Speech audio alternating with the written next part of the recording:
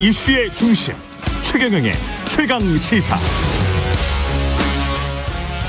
네, 오늘 2부에서는 지난 주말 대전 충남 시작으로 이번 주 대구 경북 강원 1차 슈퍼위크 앞두고 지역 경선 일정이 한창인 더불어민주당 추미애 대선 경선 후보 만납니다.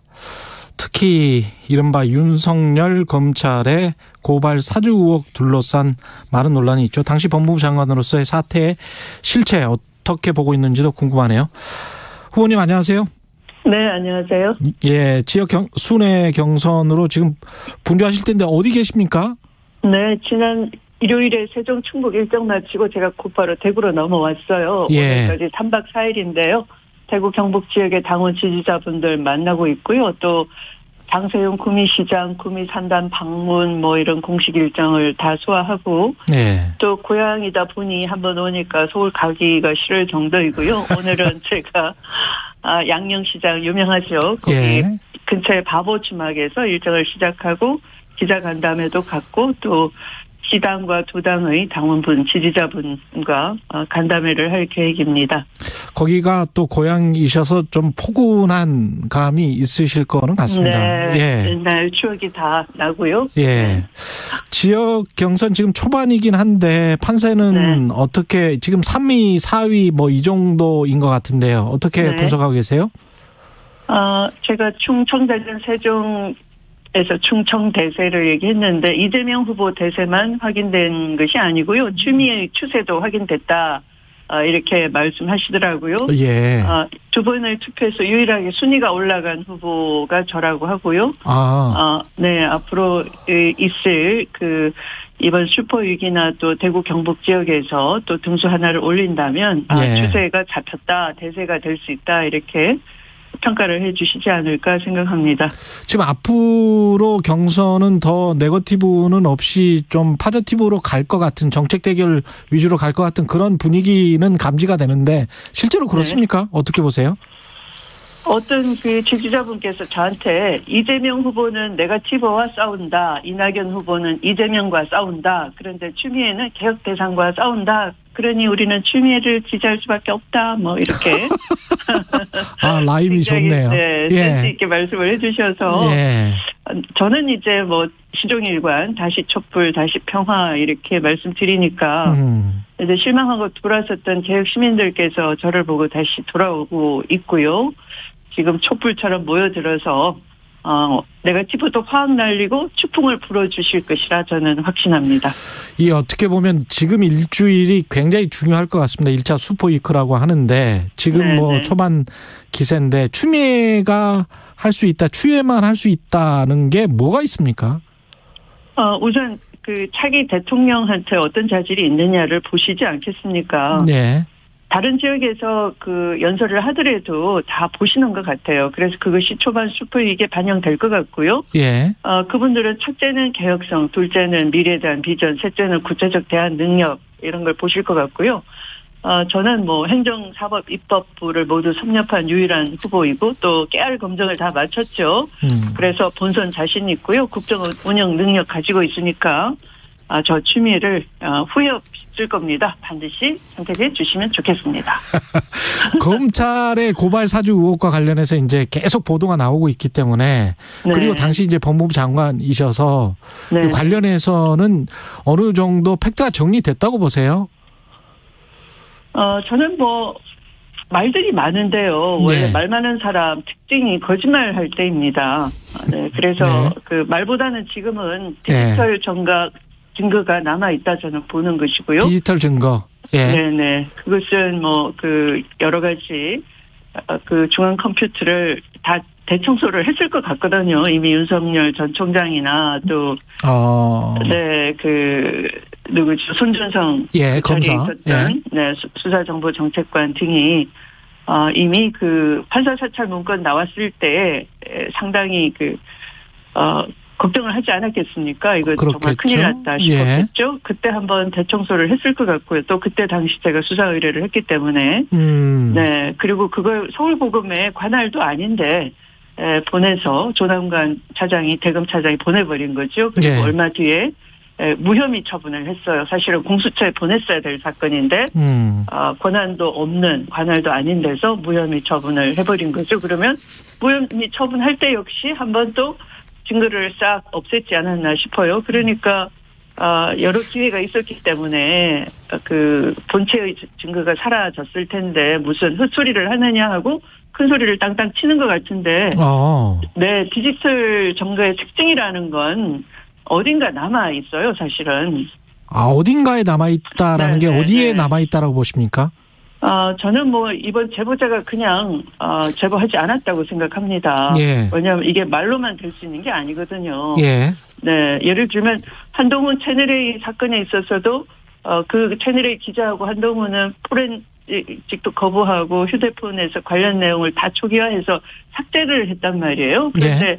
옆에 있던 다른 기자 핸드폰에서 대화 내용이나 교류가 다 드러났듯이 이 김웅 의원이나 손준성도 또 폭발을 해서 또 큰 소리 치는 거잖아요. 예. 그러나 어딘가 남아서 진실의 문을 열어주는 것이다. 예. 그래서 이 공익 제보자가 그냥 말로만 제보하지는 않았을 것 같다. 라는 저는 그런 직관이라고 할까요? 그게 있습니다. 네. 손준성 보냄이라는 그 캡처 화면은 이제 디지털 정보라고 볼 수가 있고, 그 다음에 제보자의 휴대폰까지 지금 대검 감찰부에 제출을 했단 말이죠. 네. 그러면 이 휴대폰에 남아있는 정보들은 그 야권에서 주장하는 것처럼 이게 조작이 불가능하다고 보시는 거죠?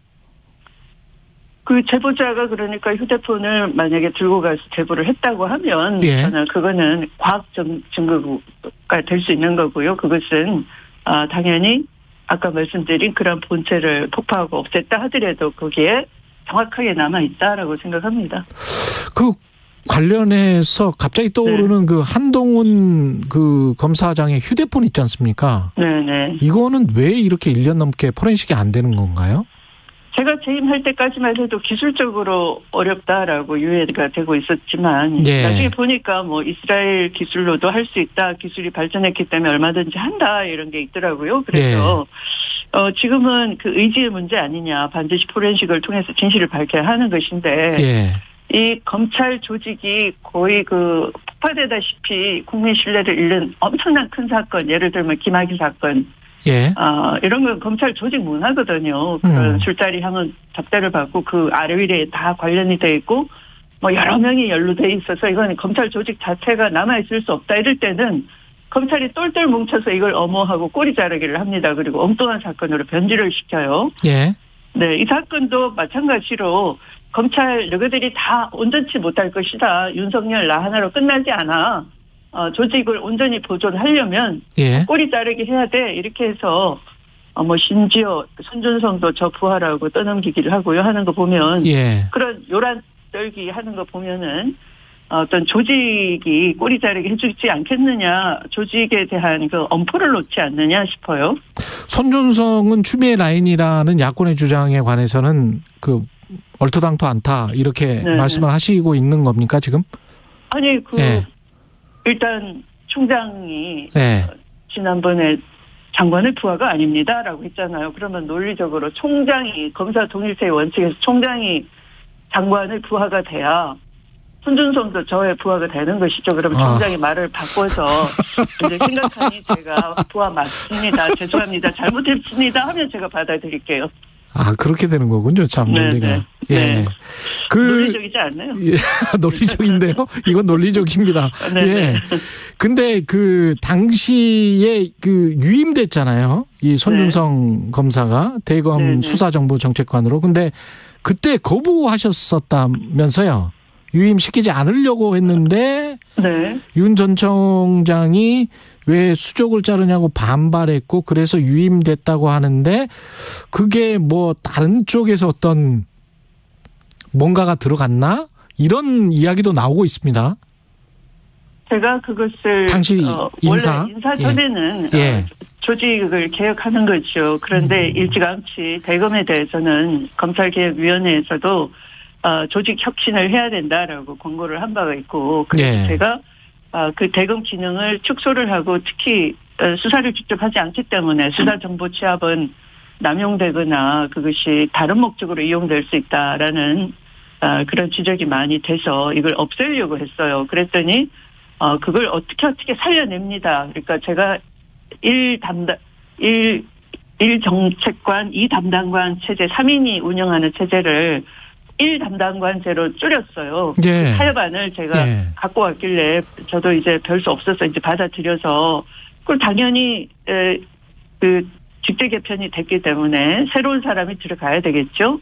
강등이 된 자리니까 차장검사 자리가 부장검사 자리로 낮아졌으니까. 그러면 손준성은 일선에 나가서 대검에 한 번 있으면 누구나 또 인사 루트가 그렇죠. 일선 지휘관으로 나가는 겁니다. 그래서 내보내는 인사를 만들었는데 대청 전에 어떻게 로비를 해가지고 마지막에 그러니까 인사 마지막 대청 직전에 그 인사안이 나가는 거거든요. 그때 어떻게 알아가지고 역으로 치고 들어온 거죠. 그래서 제가 자세한 것은 나중에 말씀을 드리겠습니다. 예, 그렇군요. 네. 어떻게 생각해보면 차장검사급이 부장검사급으로 낮춰졌는데도 불구하고 계속 있겠다라고 하고 유임을 시켜달라고 하고 그것도 참 특이하네요. 예. 총장이 그렇게 강력 요청을 한 것이고요. 강력 인사에 대한 강력 반발을 한 것이고요.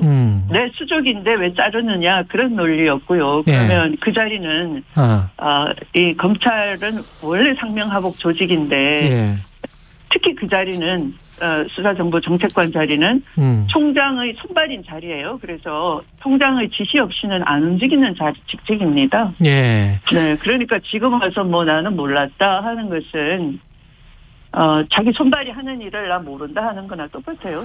때가 되면 밝히시겠다고 하셨는데 그 때는 대선 기간일까요? 아니면 그 이유가 될까요?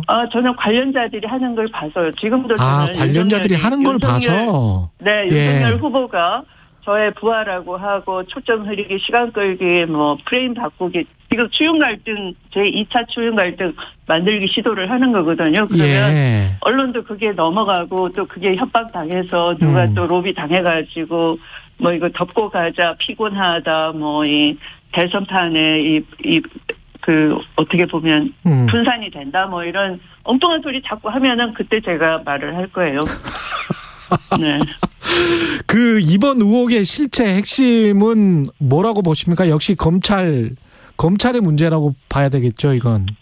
검찰의 국기문란 사건 아니겠습니까? 네. 그거 이상으로는 표현할 수가 없을 것 같은데 사실이라고 보세요? 어떻게 보세요? 당연히 사실이고요. 왜냐하면 1차 유시민 엮어내기를 그들이 만들었던 것이고요.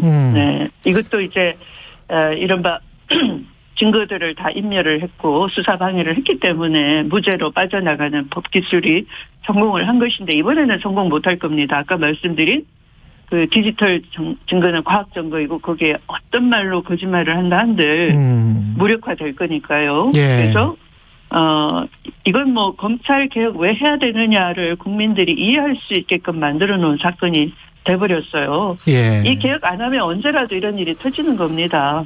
제가 일찌감치 말씀드렸지 않습니까? 정치검찰에 불과한 윤석열 지지율 높다고 덜컥 국힘당에서 입당시키면 아마 국힘당이 풍비박산 날 거다. 제가 경고한 대로 후과를 지금 치르는 중이시죠. 9시 반에 김웅 의원은 기자회견을 한다고 하는데 무슨 말을 할까요? 저는 이미 제보자는 공익 제보로서 신분을 보호를 받죠. 법에 따라서. 그래서 함부로 신분을 밝힐 경우에는 5년 이하의 징역 5천만 원 이하의 벌금형에 처해지게 됩니다. 김웅 의원은 국회 회의가 열리지 않는 이상은 면책특권도 적용이 안 될 거예요. 그래서 지금 어떤 본인이 빠져나가기 위해서 국민 앞에 거짓말을 하는 것보다는 오히려 이실직고 하는 것이 좋겠다. 말이 오락가락 자꾸 바뀌지 않습니까? 그러니까 거짓말 하는 사람은 말을 자꾸 바꿉니다. 네. 고발장 내용 관련해서는 혹시 특별히 달리 이렇게 주목하시는 부분들이 있습니까? 제가 면밀히 보진 않았지만요. 이미 고발 일자가 4일이 그러니까 지난해 4월 3일이고 4월 8일이고 두 차례였다고 하잖아요. 그런데 누가 보더라도 4월 15일이 선거였으니까 그 선거에 영향을 미칠 목적으로 이 부부와 두 사람과 유력 인사 유시민을 엮어서 수사 기소까지 가려는 의도가 있었고요. 예. 이것이 또 미래통합당과 합작으로 하려 했다는 점에서 검언정 카르텔이 그 일각이 드러난 것이 아닌가 생각하고요. 그리고 그 고발장 내용 중에 네. 본인과 배우자, 검찰총장 본인과 배우자의 정보 수집 내용도 있잖아요. 네네. 그거는 어떻게 봐야 되죠? 그러니까 정보 수집 내용을 제가 뭐 고발자를 다 들여다보지는 않은 거지만, 예. 아마도 그 무렵에 이제 그 황희석 등이 이제 유튜브나 뭐 이런 데서 그런 그 비위를 얘기를 하니까 이제 그것에 대해서 미리 선제적으로 아마 그 수정 관시를 시켜서 그걸 대응할 수 있는 논리, 정보의 정도, 뭐 이게 공소시효가 얼마나 남았는지 이런 것을 정보뿐만 아니라 법리적 검토 이런 것도 하지 않았나 싶어요. 그런 고발장 흐름을 본다면. 그러니까 그것을 선제적으로 뒤집어 씌우기 청부 고발을 하지 않았나 싶어요. 네. 이게 결국은 그럼에도 불구하고 이게 검찰이 손준성 검사가 만약에 고발장을 그쪽으로 넘겼다고 하더라도 손준성과 윤석열의 관계, 그리고 윤석열이 당시 검찰총장이 지시를 했느냐 또는 뭐 알고 있었느냐, 이거는 또 다른 문제가 될 것 같은데요. 우선 손준성은 이제 빼박인 것 같고요. 네. 이제 그 문서에서는. 그리고 결국은 윤석열 총장의 지시가 있었느냐 하는 것인데, 아까 말씀드린 것처럼 그 자리는 지시를 하지 않으면 그런 엄청난 일을 할 수 없는 거예요. 더구나 그것은 손준성 본인이 그 자리에 인사 발령 받아서 가기 전 일이 거기에 다 담겨 있는 거거든요. 네. 네, 그러면 손준성은 그 일을 어떻게 알고 그 문서를 작성을 하겠습니까? 그러니까 그것은 총장 부부와 관련된 일이고, 또 총장의 최측근인 한동훈과 관련된 일인데, 본인이 가기 전에, 전보 발령 받기 전에 있었던 일이고, 그것도 전보 인사가 한 몇십일 전에 있었기 때문에, 2월 초에 2월 3일자 있었기 때문에, 그것이 4월 3일이니까 한 달 정도잖아요. 한 달 만에 그것을 총장 부부 관련 일, 뭐, 또 그 총장 부인의 한 10년 전에 뭐 주가 매입에 관한 일, 이런 것들이라면 그것은 총장의 지시나 확인 없이는 불가능한 일이죠. 예. 네. 혹시 어제 KBS 9시 뉴스 단독 보도 혹시 보셨습니까? 검찰의 이재명 표적 수사 의혹. 네, 봤습니다. 보고 제가 페이스북도 올렸는데요. 예. 네. 어떻게 보십니까? 이게 또 다른 그러니까 검찰이 유시민 유시민 이사장 관련해서 제보자 측에다가 불이익을 해약 고지를 하면서 협박을 하고 유시민 처리를 하려고 했던 것처럼 똑같은 패턴이거든요. 예. 유시민 여건에게는 미수 불발을 거쳤지만 이재명 여건에게 있어서는 청년 사업가였어요. 그분을 가족까지도 협박을 하고 사생활까지도 덜쳐내고 해서 기어코 그 캐비넷에 있었던 그 무혐의 처리한 사건까지도 기소를 하려고 협박을 했었고, 결국은 이 사람을 기소를 해서 징역형을 살리잖아요. 만약에 이 사람이 본인의 그런 그 불이익을 감내를 했었는데 그렇지 않고 양심에 어긋나게 허위 자백을 하거나 했다면 이건 또 다른 정치 공작이 성공을 했었겠죠. 이걸 보면서 협박을 하는 그 검사가 이 특수 출신 검사는 보통 검사하고 다르다. 너 가족까지도 어떻게 할 수 있다, 이런 말을 그 편지에서 드러낸 걸 보면은 누구도 검찰은 수사 기소권을 다 가지고 있고 출세를 하면 악마가 될 수 있다라는 거예요. 그래서 이건 제도 개혁을 하지 않으면 안 되고 분권을 해내지 않으면 안 된다 하는 겁니다. 그래서 수사는 경찰이 하고 검사는 법률 전문가로서 수사의 적법성, 인권 침해를 하지 못하도록 하는 수사 통제관, 법률 전문가로서 기소를 하고 공소 유지관을 하는 게 맞다라고 하고요. 이걸 빨리 개혁을 해야 되겠다. 오히려 개혁의 당위성, 신속성, 급박성을 알려주는 사건이다라고 생각합니다. 그럼에도 불구하고 정치공학적으로 보면 민주당 입장에서는 윤석열 후보가 계속 가서 본선까지 오는 게 유리하지 않습니까? 혹시? 그렇게 생각하면서 예. 저보고 윤석열을 왜 키웠느냐라고 또 한편 하더라고요. 예. 이기면서 네. 그러나 사실은 우리 국민들께서 기후 위기에 정치권이 어떤 대응이 있는지, 기후의 정의로운 전환은 가능할 것인지, 예. 디지털 세상이 온다고 하는데 그건 어떻게 해서 뭘로 먹고 살아야 되는지, 나는 그 세상에서 어떤 창업을 하고 내 몫은 있는 것인지, 이런 게 굉장히 불안하잖아요. 예. 네. 그러니까 그런 미래 비전을 가지고 제대로 여야 간에 주고받고 경쟁을 해야 되는데, 우리는 과거에 발목 잡혀 있는 거예요. 윤석열의 이런 국기문란 사건 가지고, 서로, 거짓말하고 무슨 예. 추미애 사단이니, 윤석열 사단이니 이런 말 같지 않은 말을 하는데, 그래서 내 사단이면 내 핸드폰 갖다 줄게. 손준성하고 나하고 연결고리가 있는지 찾아봐라. 누구하고 연결고리 있는지. 그 연결고리 있는 사람이 수시로 내통하면서 지시를 한 지휘관이 아니겠느냐. 빨리 끝내자라는 거죠. 그래서 이게 이 사태를 겪으면서도 이렇게 피를 철철 흘리는 상황을 보면서도 조국의 희생 위에, 추미애의 희생 위에 더 거슬러 가면 고 노무현 대통령의 희생 위에, 한명숙 총리의 희생 위에 자리를 보존하고 있겠다 하는 신법하게 되겠습니까? 경고합니다. 알겠습니다. 제발 그러지 마십시오. 추미애 전 법무부 장관, 더불어민주당 대선 경선 후보였습니다. 고맙습니다. 네, 고맙습니다. 공정, 공익, 그리고